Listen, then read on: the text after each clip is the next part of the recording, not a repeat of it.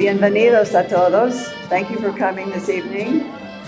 We are delighted to kick off our beginning of the 3 programs with our Su Voto es Su Voz program at Pajaro Valley Arts.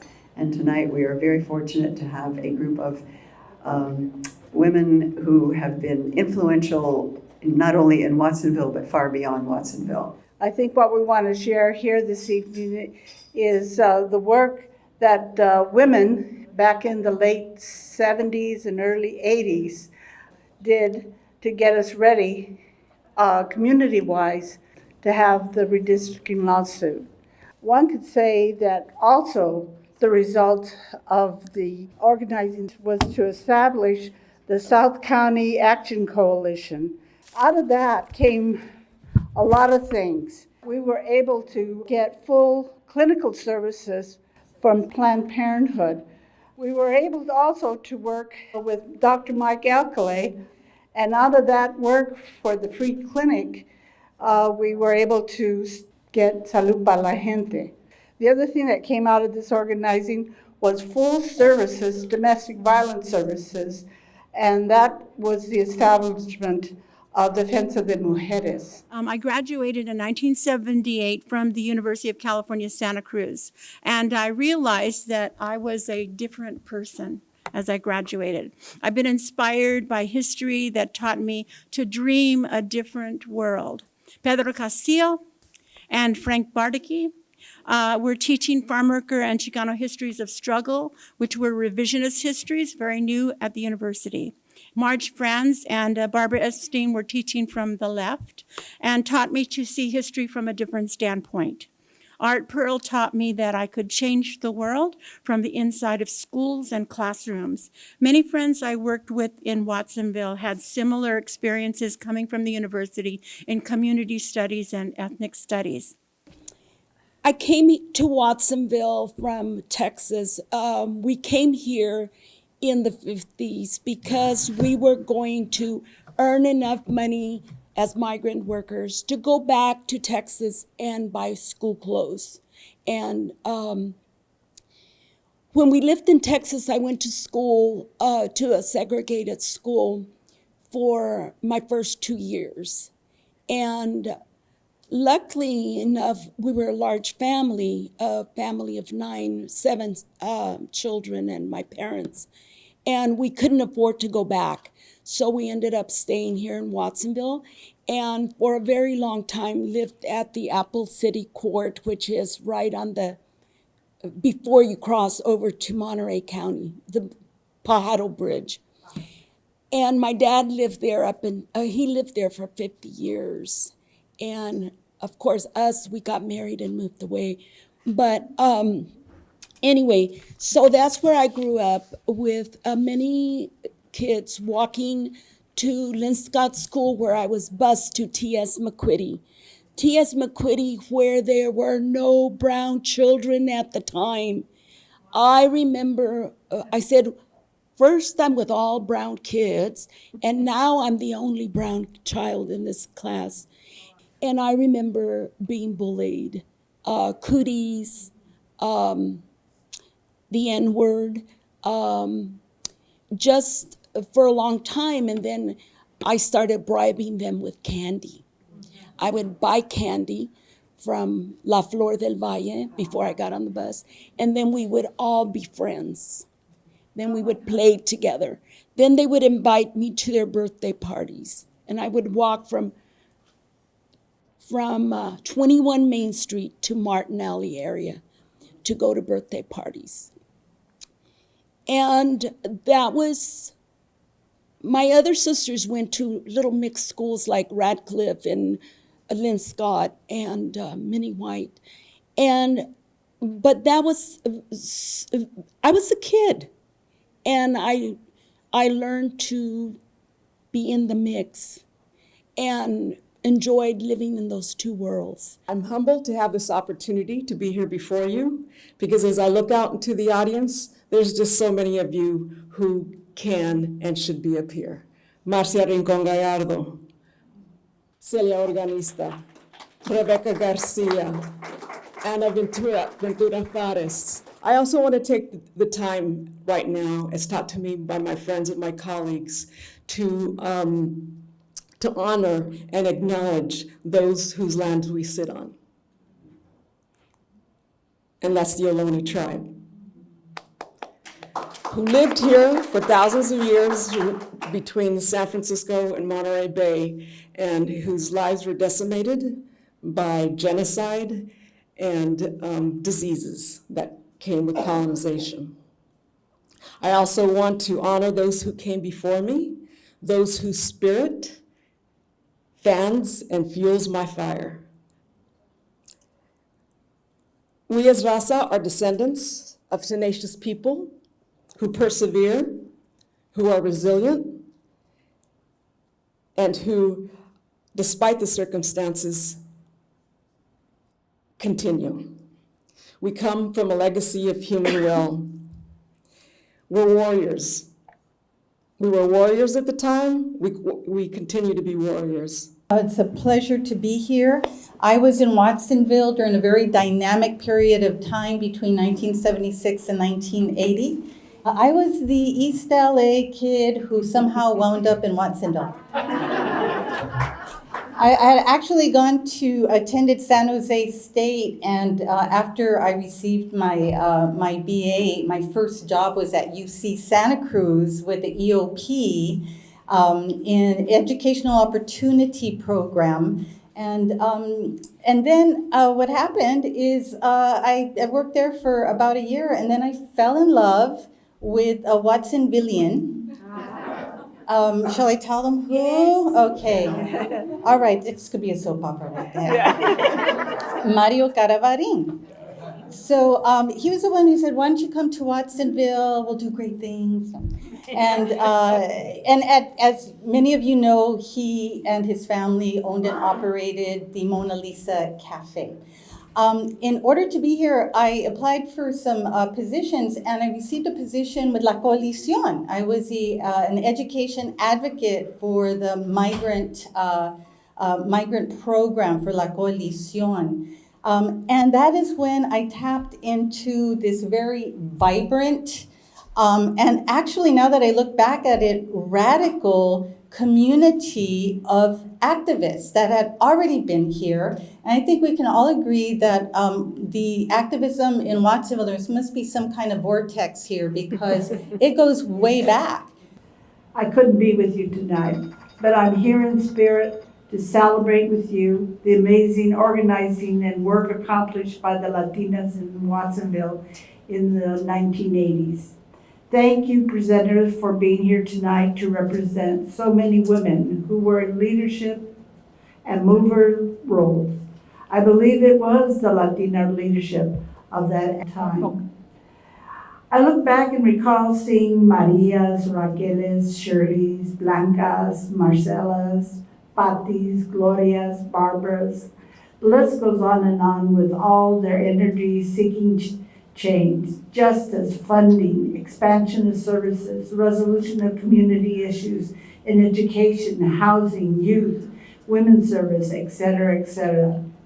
The list goes on, as you know. Latinas also led cultural activities and blossomed in the arts. I kept asking myself, how do we come up with long, sustainable solutions? And I was living in an imperfect world and sometimes felt trapped by what I saw around me. By the way, I was born in this town and raised here. The schools, the criminal justice system, social inequities, racism, war, sexism, all the other ways that this world had kept me down. How could I learn to imagine entirely different sets of possibilities? And yet, I knew I could no longer live in the world as it was. This was a major crisis for me. I'd been transformed into a person who truly believed that I could make change. The university did that for me. I did not enter the university with that belief system, but having experience with my professors, with the literature that I was reading, studying. And finally, I realized as I came back to the community, because I've been given the gift of education, that I had the responsibility and obligation to use that education to change this town. We lived so close to the levee, and I always remember this, that the the hobos at the time or would come by the apartment where we lived, and my mom would always have a little bag of lunch ready for them, tortitas with rice and beans or chorizo and egg. And she did that all the time. Then during the summer, the migrant folks would move into the area, rent the apartments so they could work in the fields. And my mom was also a farm worker with my dad, but there were times she didn't work. So she would save all our clothes, secondhand clothes or whatever clothes we had, and give them to the migrant folks who moved in and help them out. She was a child caregiver for them while they went to work. And I called my mom the informal foster care mom because, or parents really, because my dad was always with us. But she even kept the little girl there for 5 years. And this was for women. She provided that care for women who were working in the field, the canneries, or in the local bars. If they worked in a local bar, she said she didn't want bad influences, so leave the children here as long as you have to. The fundamentals of a playbook that like the amoebas, shift to meet the current contemporary context. So think about that when you're thinking about these over 40 years ago and how that amoeba shifted then and it continues to shift throughout history. There's a long tradition of entire groups of people being likened to animals, of families being torn apart before and during periods of mass violence against them. Think about it. Native Americans, genocide, savages, will kill the Indian and save the man. Native youth forced removal from their families and communities and made to attend military boarding schools. African Americans, the family-shattering domestic slave trade, to the decades of lynching terror, to the suffocating segregation of Jim Crow, to the age of mass incarceration we now live in.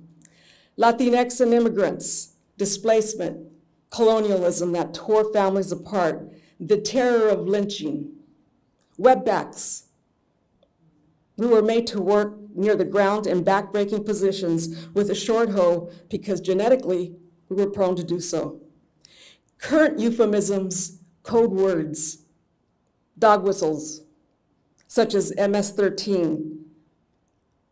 These aren't people, these are animals, and shithole countries as code words for brown and immigrant people.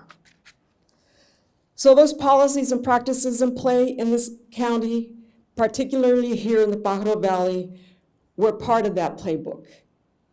The playbook that continues and just shifts like the amoeba.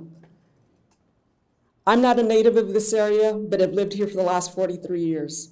I was born and raised in the Central Valley in Los Baños, now a Bay Area bedroom community, but at the time, largely a farm worker and dairy worker community.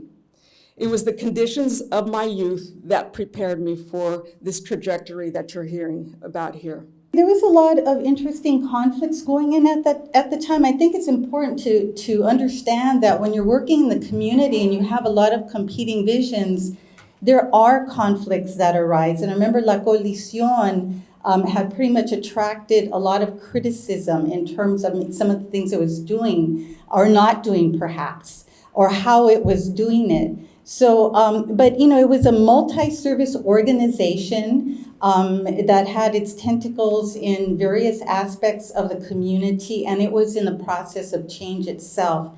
So within all of this comes Proposition 13. That's what I remember very strongly. And Proposition 13, once again, to historically contextualize this, was the taxpayers' revolt that was basically going to take money out of all of our public services so that people could afford to pay their property taxes. And we formed, as we knew what kind of devastation that was going to have in the community of Watsonville. So we formed collectively the South County Social Action Coalition. And we began to conspire and activate our communities about raising consciousness. Back then, the amount of activities and all of the involvement seemed normal and nothing out of ordinary. But in retrospect, in my mind, it seems to have been extraordinary and rich times with so many Latinas providing the leadership and the direction of the community. I believe it was the Latino leadership that changed Watsonville. Besides my time being a mom, my 1980 years in Watsonville have been the most satisfying of my life. I came to Watsonville attracted by the large Mexican farm worker population. In 1983, as I sat in the Salud para la Gente administration office, I started wondering about the representation of Hispanics, the term used by the media and the government at that time. My father was also raised here. They went to elementary schools, and he only got as far as 13 in school, and he went to work with my grandfather in the apple orchards. I saw us as in a stranglehold of those who believed that the advancement in education and economics was a threat, and those who only saw my mother and father and the community that we come from as a source of cheap labor. So education was a threat, was viewed as a threat. My father taught me these things also. Education, unions, social services, and the dreams that parents had for their children had no place here. There were tremendous inequities. In education, I was raised in a tracking system in the school districts. Social services like healthcare, counseling, and childcare were unfairly distributed between North and South County. The two experiences that I had that were great openings for me and provided some answers was that I began to teach a class at Cabrillo College in 1981. The second was that I went to a conference in Sacramento on the focus of women. And as I sat in that conference, I looked around and I saw amazing faces. And I said, wow, this is exciting, a conference bringing together women to talk about healthcare, self-esteem, youth, and political representation. And I realized that Latinos throughout California were asking the same questions. I was in Sacramento, I come from Watsonville, and I looked around and I saw the beauty of everybody in one room, pondering and imagining a better future. And I wondered why this kind of event never happened in my town. So I came home from that conference committed to creating that environment, that we as women could sit together and talk about our problems and construct solutions for them. And I always remember 11 or 12 years old and having to interpret for pregnant and postpartum women. And I used to go back home saying, there's something more that this person wasn't telling the doctor. But how is she going to say that her vaginal area hurts, her pregnancy hurts, her breast hurt, or anything like that, which she could tell my mom in privacy, but she wasn't going to tell me to interpret that to a male doctor. So those are the things that I would pick up on as a kid, and we did that on and on. I had just turned 13, and I had to interpret for a woman at the local doctor. And that was when I crossed over to a young woman, no longer a child. I had to interpret what the doctor was saying word by word, that her baby was not going to live to be a year old. And the grieving mom, it took a lot for me to hold on to those emotions. She needed support. She needed some kind of assurance that, enjoy your baby right now. I couldn't do anything for her. As we drove back, I carried the baby while she cried and cried and cried. And I remember that night just saying, this is so painful. I'm not that little girl anymore. There's real emotions that I felt today and sadness for what the mom was going through. There was 5 areas that I just wanted to share with you that I think were significant for me. One was what I'll label as lack of transportation.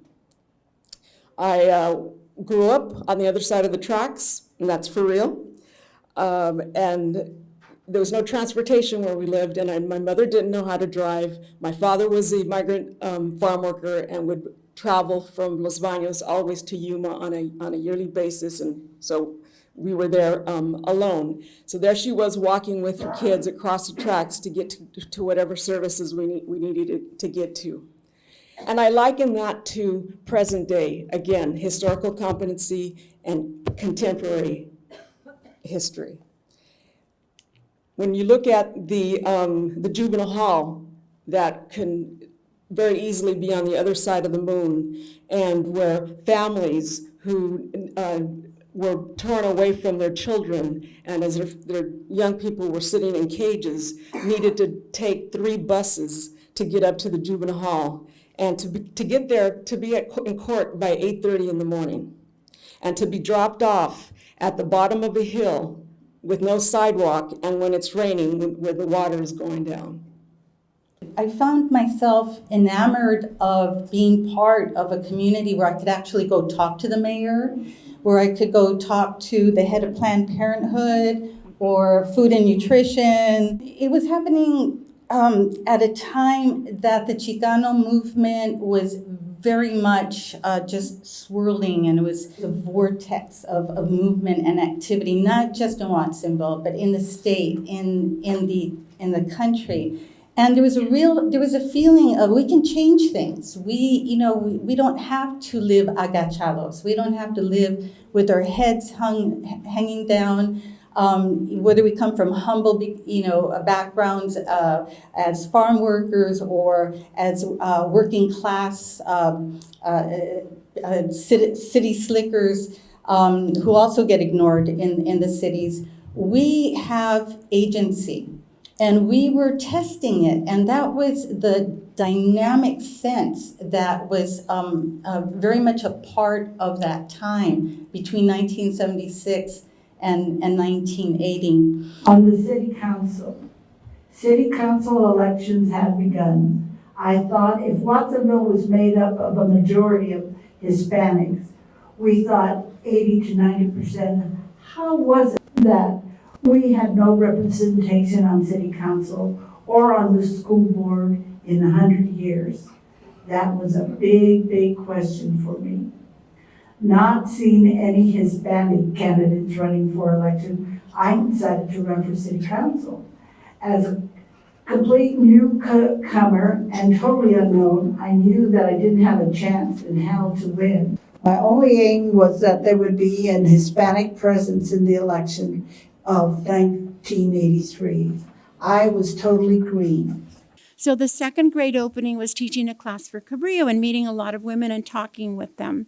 And I started to organize potlucks at my house where we would get together, read poetry, share our ideas of what life was like for us, and we would listen to one another. And every week we would just pour out our ideas and concerns about work, family, education, safety, and also our hopes and dreams. So we met like this for about a year, and there were 30 to 50 of us, and we eventually organized the conference, El Florecer de la Mujer. We brought 150 women together, and Juana Alicia did a beautiful drawing for us that we used, and it's in the art exhibit right now. And we used all of our resources, and we planned 8 workshops having to do with healthcare, self-esteem, employment, youth education, history, and parenting and childcare. The presenters were recent graduates from Cabrillo, UCSC. They were staff at social service agencies, childcare centers. We were in the process of mobilizing our resources and looking for them. The big thing was to work at the cannery, be a salesperson at Ford's. Those were the best things. Oh, that's your golden life, mija. You go there. And summers in picking string beans or berries or things like that. And saving our money, putting our money together to buy a car. And guess who drove? Me. At the age of 15, no license, no cops. The second thing was the lack of language accessibility. Much like my comadre, I remember being 8 years old and the señoras from the block coming up and saying, "Ándale, vámonos, I have to go to the doctor. You have to translate for me."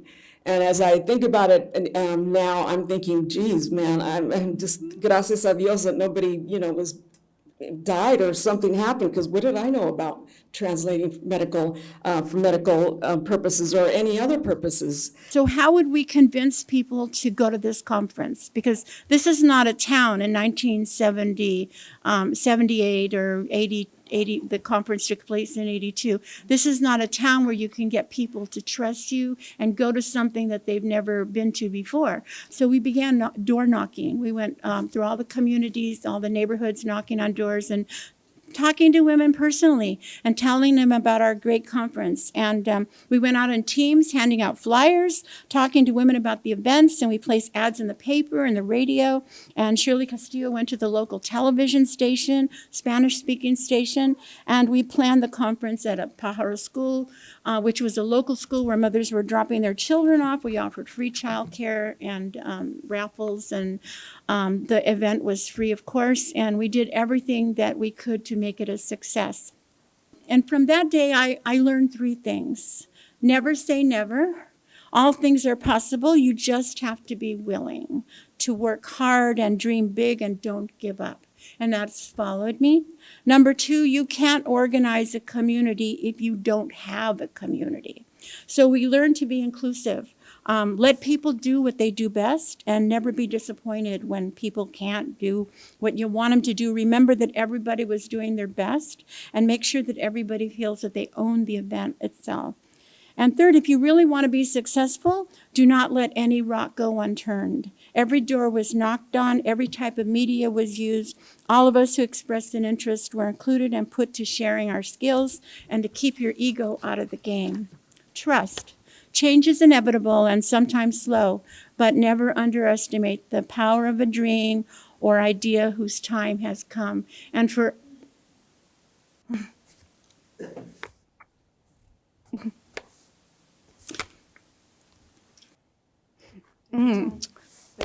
yeah. And for us in this town, our time had come. So that conference on that day and the events that led up to all of it trickled down and have framed my work for life. As I was interning and working at the public defender's office and translating for folks whose liberty were at stake, again, because those services weren't being offered to the extent that they should be. My first day of being in court as a lawyer after having passed the bar, the judge asking me, "Oh, are you the interpreter?" Another one was a youth justice system that shamed families.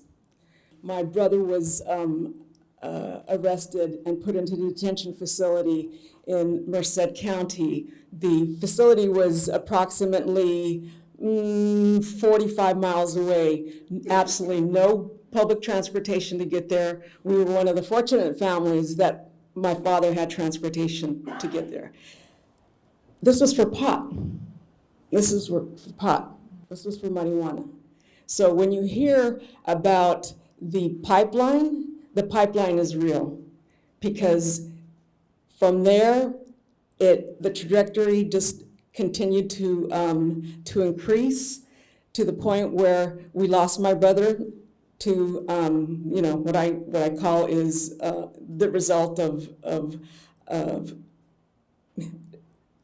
la vida loca in some ways, but also the result of the trauma that was inflicted. And I recall to this day the shame that was imposed upon my parents and my family. So when I got Mario Oblero to come to Watsonville, it was like loosening the calcified fossils of, the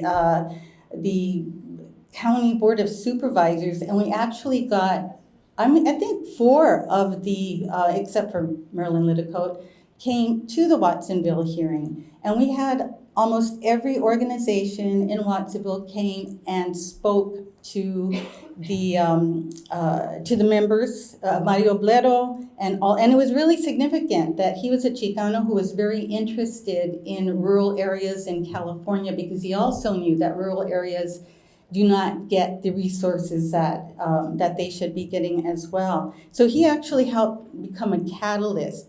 I remember people coming up to the microphone one after another, being able to speak their truth about what they needed, being able to speak their truth about what was happening to them as far as not having the services that they needed, the racism and so forth. And I really felt that that was kind of a way to open things up for, I guess, what it would have been the 1980s, because I left about 1980 myself. Get out of Nipico to run for city council out of the blue sky. That means the devil just got into her.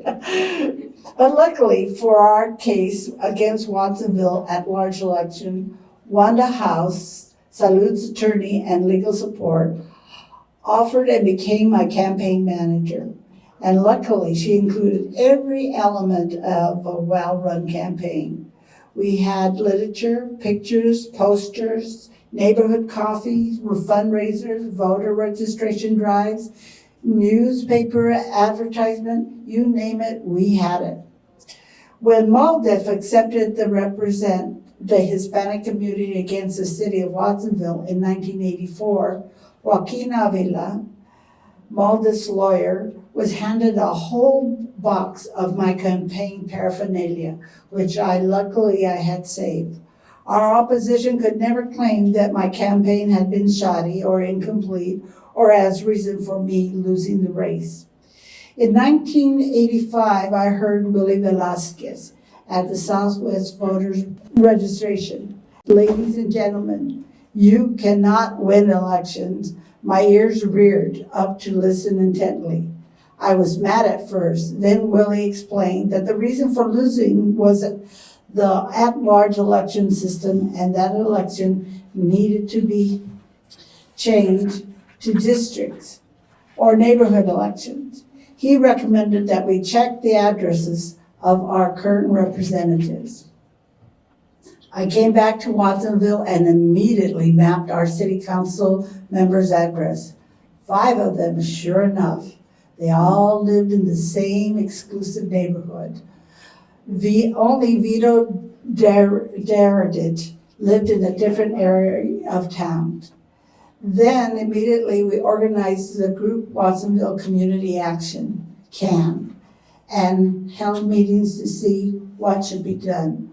We could either ask the council to voluntarily change the election at large or put the issue on the ballot, which we would also lose. So we decided to sue for a change and asked Gemma Jose Marina to contact MALDEF for representation.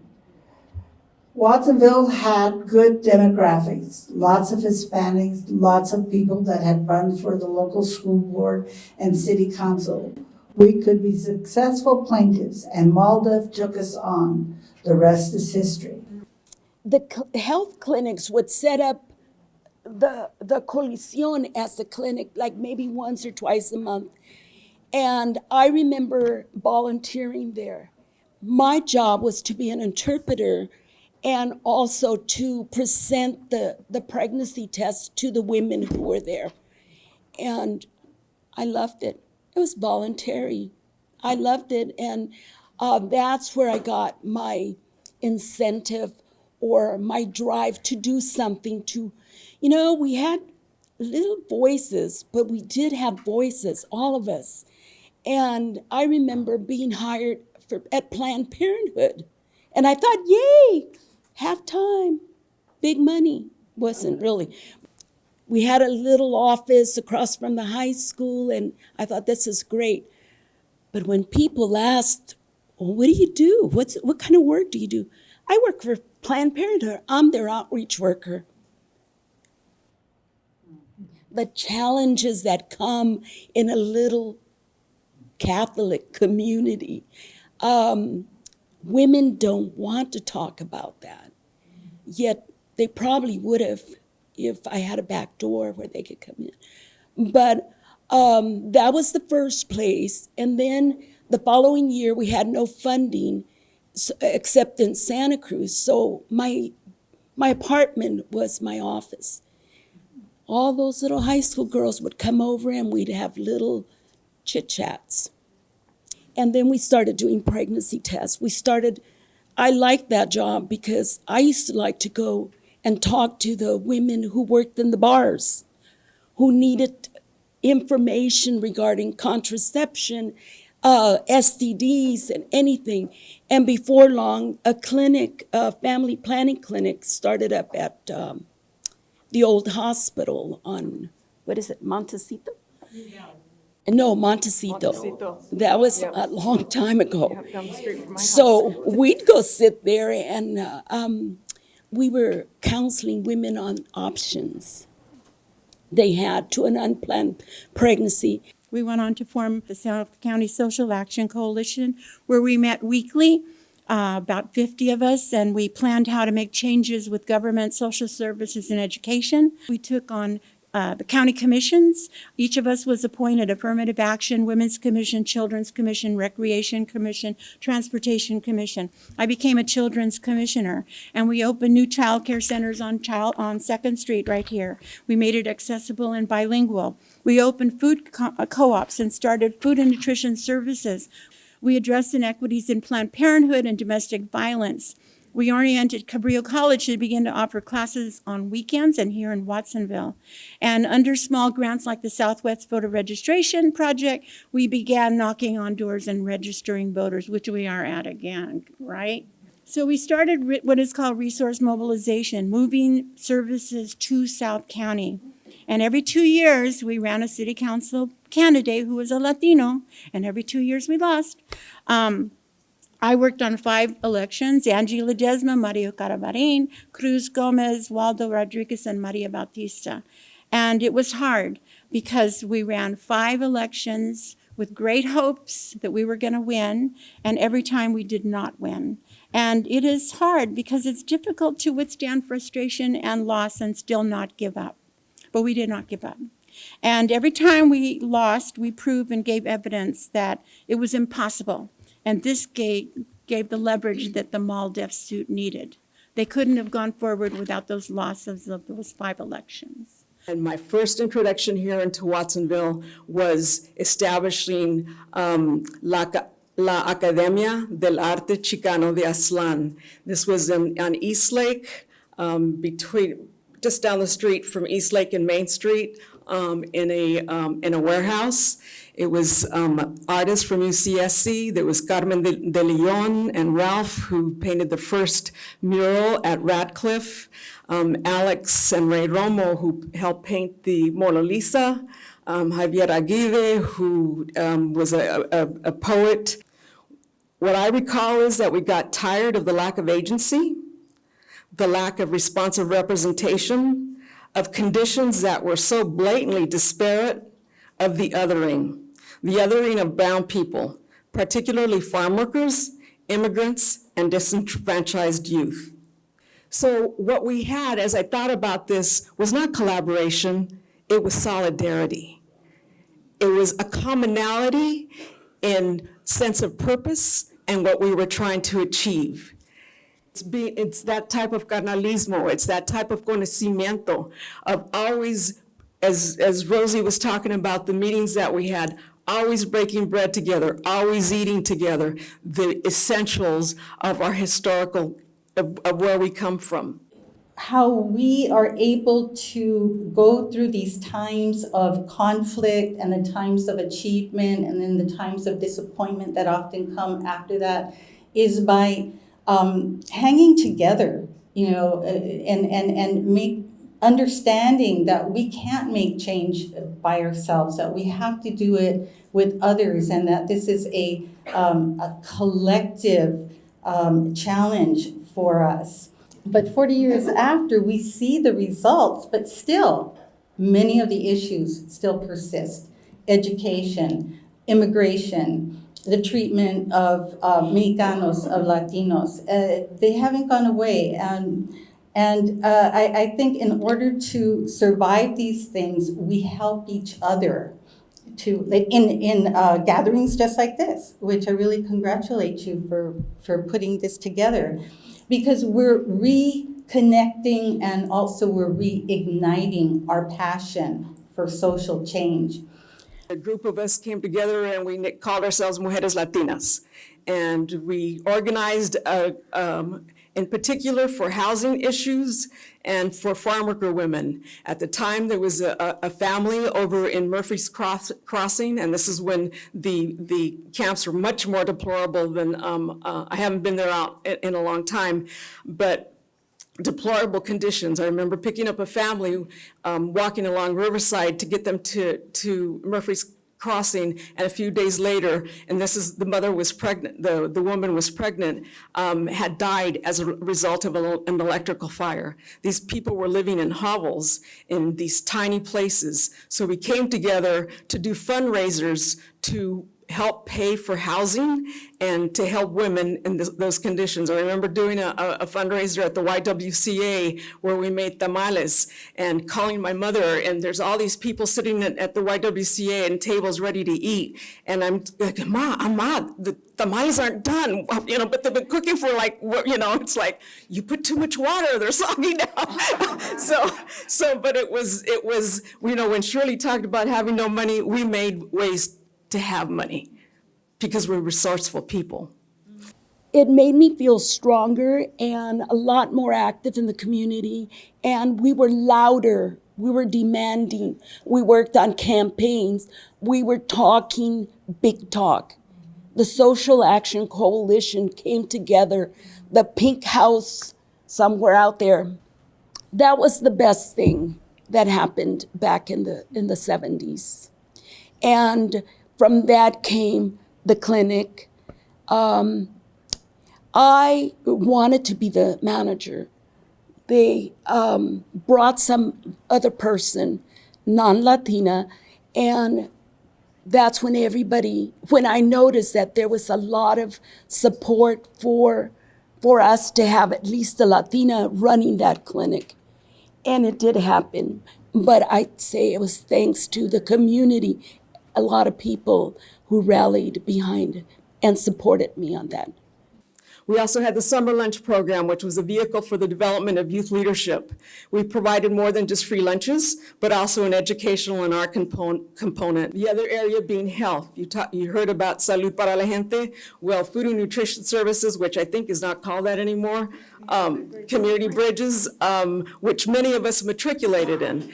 The Women, Infant, and Children's Program, which my comadre was the program director for a while, and she was my boss, was co-located at farm worker camps, including Campo San Andreas. It was utilizing these relationships and forums as opportunities for organizing. Salud came into being because women were literally giving birth in the fields. They were shunned by and unwanted by our local hospital and medical community. Women were forced to go to Natividad Hospital to give birth. As Shirley talked about, Dr. Alcalay, a true warrior, along with midwives, filled the breach. The first was La Colisión, and that moved to an alley on Grove Street. That was an old barn that leaked when it rained, yet services were being provided for women there. That's how I got my second wind, working in the field that I will not ever, probably never give up. That's substance use disorders. I started working as a prevention person, and I'm proud to say that Rebecca also helped with that. And I'm proud to say that it was a different sign of the time, We actually had services for people in need of those services, thanks to the Hispanic Commission at that time. And we still don't have enough services, and I work for that, for the county. But at the same time, we did for a while, Hermanas program. We do have Si Se Puede and other programs, but it's so limited. It took us years, maybe 20 years, to finally get a methadone clinic here, when people would drive 5-7 days a week to get their dose in Santa Cruz. That was a big plus. I still work hard in that area. I'm still working in the substance use field, and my job is working with the newly released prison, local or state, and working to provide an assessment for them and get them into the appropriate treatment modality, and also to be able to get them temporary housing. Along that journey to achieve equitable and culturally responsive medical care was organizing and challenging the local medical community, which was predominantly white. We were now encroaching on their political and financial interests. Organizing included renting buses and bringing those with lived experience to the tables of the decision makers in Sacramento. Many a trip we took, many testimonies given, and meetings with legislators and the heads of the relevant state departments, such as the Department of Health.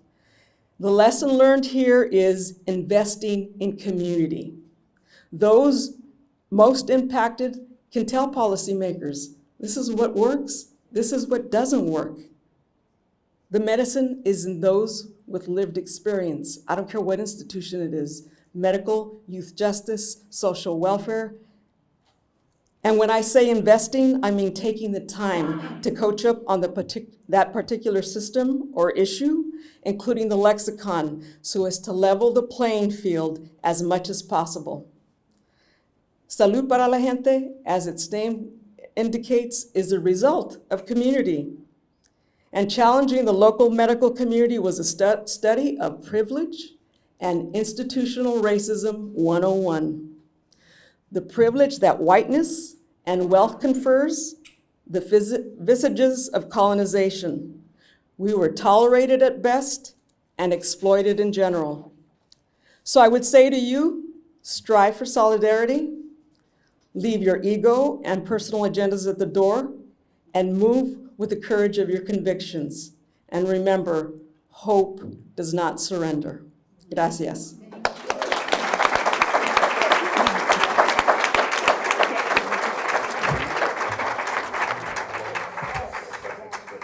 I think another important part for me of social change is spirituality, not necessarily organized religion. Many of us have been able, as I have, to tap into also our indigenous spirituality that provides us with a lot of not only connection to our past, but with the courage and sustenance that we need for the present. So this particular poem is going to invoke the 4 directions. Circles of women surround me. They brush sorrows off my shoulders like dust and sprinkle moon water on my face so that I may wake to dreams of my own designs. Our circle is a round mouth laced in red lipstick and laughter. Half-moon smiles spill out. Candlelight, sage smoke, gopal. We speak heartbeat to each other's unique palpitations. Small vibrations gather as one. We remember the bruised, broken faces that reside in our fears. We sort out futility from power and piece together new truths from the discarded fabric of old pain. We see the greatest lies intermingled with the highest truths. We hold flesh to moonlight and hear the muffled sounds of wounds healing. We utter the sacred songs written into the hands of the 4 directions. A circle of small moons spinning into a smoking vortex, we invoke La Diosa. A hollow throat opens and swallows us. We are the entrails of Mother Earth. Fires lap at our heels, winds howl like restless coyotas. Rivers of sweat roll down our stomachs. Our feet root in a mulch of earth and bones. Dis-ease drains out of wounded hearts and weary bodies into the loving earth. We heal, we heal, we heal. We are planted in a mixture of earth and bone and memory. We tell our stories, sing our songs, bless and cleanse and invoke. Spirit of the East, Place of new beginnings, your winds brush our faces, carry our prayers to the universe, bring us wisdom on your wings. Spirit of the South, we invoke your vitality, ignite our red flame passion, fuel our desire for justice and love. Spirit of the West, slack our thirst for knowledge, refresh our spirits with cleansing waters. Spirits of the North, Nuestra Madre Tierra, we honor you, press our forehead to the earth, take in your energy and ground in compassion. Circles of women surround me. They brush sorrows off my shoulders like dust and sprinkle moon water on my face so that I may wake to dreams of our own designs. Thank you. And I just want to end with a little retrospective here, creative piece. Hark, today I am reached out to tomorrow.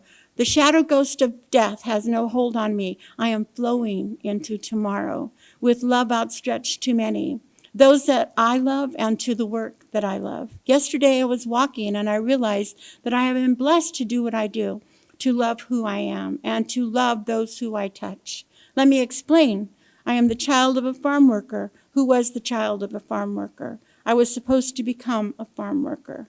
And after a short time, I labored under the hot sun, picking blackberries, strawberries, green beans. I was 11 years old, bending over fruit trees, counting cans with berries. At least 3 boxes of harvest before lunch, my mother said. That meant if I wanted to sit under those apple trees and eat those delicious harvest burritos, I had to pick that much fruit before noon. Hard to do because my cousins and I had fun throwing berries at each other and running and playing tag through the roads. But she was serious and I was hungry, so I ignored the laughter of my brothers and kept working. It was not hard. My 8-month pregnant mother, 2 younger brothers, numerous aunts and cousins were all out working with me, so it was fun. Not as much fun as staying in bed or playing in the backyard, but I was counting my quarters and dollars for school clothes, and sometimes my dad was working alongside me. So it was like a family outing, the life of a migrant child. So yesterday I was walking on my college campus and realizing how very lucky I was that I had found work that filled my soul and satisfied my brain. Good work. Teaching is getting paid to read for all of your life. Getting paid to inspire and motivate others, to think of themselves as thinkers, and to develop their own agency.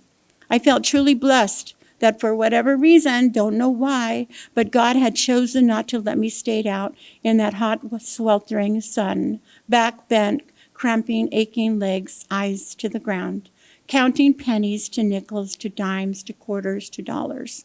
God picked me up, plucked me out of those rows of fruit, and plopped me right into academia. A miracle, like when the angel appeared to Mary and said, "Hark, thou art with child." She was probably just as shocked as I was when God said to me, "Hark, thou art with education." Now I really want to keep going, almost 70, and I stick to teaching, so I can look at my own class and say, "Hark, I see doctors and lawyers and teachers and nurses and judges and social workers, world changers." Then I work with them to help them see this in themselves. What a gift God has given me, the gift of good work, the gift of gratitude, and finally, the gift of still being here. Thank you. I am proud and add my voice to tonight's presentation so that other potential Latina leaders and organizers can hear of our accomplishments, trials, and tribulations. In general, we women are valued for our understanding, commitment, and compassion, but our leadership and our capabilities are given short shrift and are swept under the rug. This happens more to women of color. Look at Dolores Huerta, backbone and co-founder of the United Farm Workers Union. Before her documentary, few in the general public knew of her. We women leaders of the past, present, and future are needed now more than ever in our communities, agencies, business, governments, etc., because our special talent and values. We believe in life and that we are all connected, each needing each other. One can never be more than the least. So, Florecer de la mujer, was then and is now. We no longer afford to be shy and silent. I, for one, vow to acknowledge and show my pearls and to share. The world needs us. Gracias a la vida porque me ha dado tanto. I continue to be active in the community and hope to die with huaraches on. Cruz. I want to thank all of you for sharing your stories. They were wonderful stories, and they reflect. They do reflect the stories of many of us that are here in the audience.